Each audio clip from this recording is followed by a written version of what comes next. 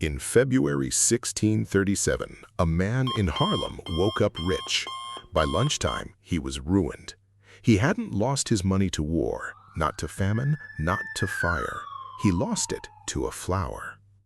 At the peak of the madness, a single tulip bulb, one bulb no bigger than an onion, sold for more than a skilled craftsman would earn in 10 years. Entire houses were traded for bulbs. Fortunes were built on paper contracts for flowers that hadn't even bloomed yet. And then, over the course of about 6 weeks, it all came apart. This is the story of how the world's first speculative bubble was built, and the one small decision at the root of it, a decision so minor almost nobody noticed it happen. Let's go back to the beginning, back before the madness, back to the first domino. The tulip wasn't even Dutch. It came from Central Asia, brought to Europe through Ottoman trade routes in the mid-1500s. By the early 1600s, it had become the ultimate status symbol among Holland's wealthy merchant class. A small, growing, war-fueled economy hungry for ways to show off new fortunes. Here's the detail almost nobody talks about. Tulips don't grow true from seed. A spectacular striped or flamed variety, the most valuable kind, can only be reliably reproduced from the bulb itself. And each bulb only produces a small number of offset bulblets per year. That's it. That's the first domino. Scarcity, built into biology. A rare tulip variety couldn't be mass-produced. Demand could grow instantly, one good dinner party, one impressed guest, but supply was capped by nature, bulb by bulb, year by year. Normally, that's just a fact about flowers. But combine that hard supply ceiling with a booming, cash-rich Dutch economy in the 30-60-30s, and you have the conditions for something dangerous, an asset that everyone wants and almost nobody can get more of. That imbalance is the tip of the first domino. Everything after this is the fall. Tulip bulbs are planted in the fall and lifted from the ground in June. For most of the year, a bulb everyone wants to buy is literally buried in the dirt, invisible, unprovable. So Dutch traders did something clever, and in hindsight, catastrophic. They started trading futures contracts on bulbs that were still in the ground. You didn't need to own a tulip to profit from one. You just needed a signed promise that you'd buy or sell a bulb at a fixed price months from now when it was finally dug up. This is domino number 2. The asset became abstract. The moment tulips could be traded on paper instead of in person, something changed. You no longer needed a garden. You didn't even need to like tulips. You just needed to believe the price would keep climbing before your contract came due. Taverns became trading floors. Ordinary tradesmen, weavers, chimney sweeps, bakers started buying and selling futures contracts on flowers they would never see, using money they mostly didn't have yet either, because… Here's where it gets reckless. Most of these trades weren't paid for in cash up front. They were done on credit, on margin, on a handshake and a promise. Informal contracts settled in taverns, backed by nothing but the buyer's word that he'd have the money later. This is domino 3. Leverage without oversight. Nobody was checking whether the weaver buying 3 bulb futures actually had the money to cover them if prices fell. Why would they? Prices had only gone up. Every single trade that had closed in the last year had made someone richer.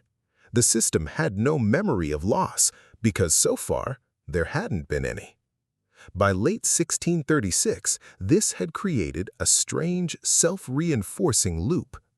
Prices rose, new buyers rushed in afraid of missing out, more buyers meant more demand, demand pushed prices higher still. Higher prices proved tulips were a good investment, which pulled in even more buyers. A single Semper Augustus bulb, the most prized striped variety, was at the peak valued at roughly the price of a Grand Canal house in Amsterdam. A flower worth a house. And almost nobody stopped to ask the obvious question. What happens if on the day these contracts come due, the price is lower instead of higher? On February 5th, 1637, an auction was held in Harlem to sell a batch of bulbs. Nobody bought them. Not prices dropped, not buyers negotiated harder. Nobody in the room made a single bid. For the first time in years, there was no one on the other side of the trade. This is Domino 4, and it's the quietest, most devastating one. Confidence, not value, was the actual asset being traded, and confidence can vanish in an afternoon. Word spread fast, tavern to town, town to town. If buyers wouldn't show up in Harlem, why would they show up anywhere else? Holders of futures contracts, people who'd agreed to buy bulbs at last month's sky-high prices, suddenly understood they were legally on the hook for enormous sums for flowers now worth a fraction of what they'd promised to pay. Panic doesn't spread through markets like fire. It spreads like a rumor at a dinner table. And by the time everyone in Holland had heard it, the price of tulip contracts had entered a free fall that nothing could stop. Here's the twist almost nobody expects.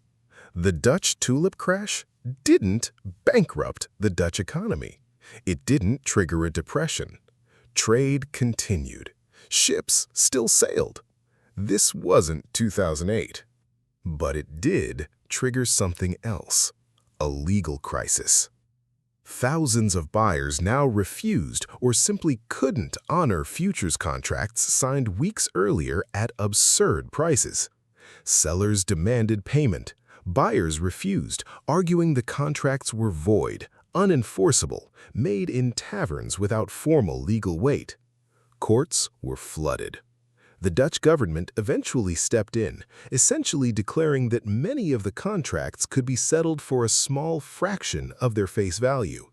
Buyers could walk away by paying just a percentage of what they'd owed. This is Domino 5. The system didn't just lose money, it lost the ability to enforce its own promises. Trust, once the thing that let a chimney sweep trade a paper contract for a buried flower on a handshake, evaporated. Not just for tulips, for the informal, high-trust trading culture that had made the whole boom possible in the first place. So, who actually got hurt? Contrary to popular myth, Tulip Mania did not bankrupt all of Holland or collapse its empire. The damage was real, but concentrated. Individual tradesmen, craftsmen, and speculators who'd gambled beyond their means lost savings, homes, and reputations. The broader Dutch Golden Age continued for decades afterward. But the idea of Tulip Mania outlived the event itself. It became the first widely documented case of a speculative bubble. The first time a society watched, in real time, an asset get detached from any reasonable measure of its worth, inflated purely by the belief that someone else would pay more for it tomorrow. Look closely at the dominoes, and you'll notice something uncomfortable. None of them required tulips specifically. Hard-capped supply of something desirable, an abstract, tradable version of the asset, detached from the thing itself. Easy credit and low oversight. A self-reinforcing belief that price increases prove value. And one moment, one empty room where confidence disappears faster than it built. That's not a 17th century story. That's a pattern.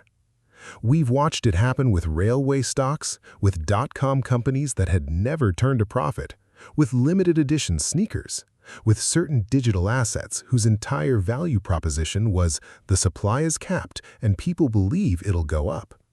The tulip wasn't the danger. The first domino was never really about flowers.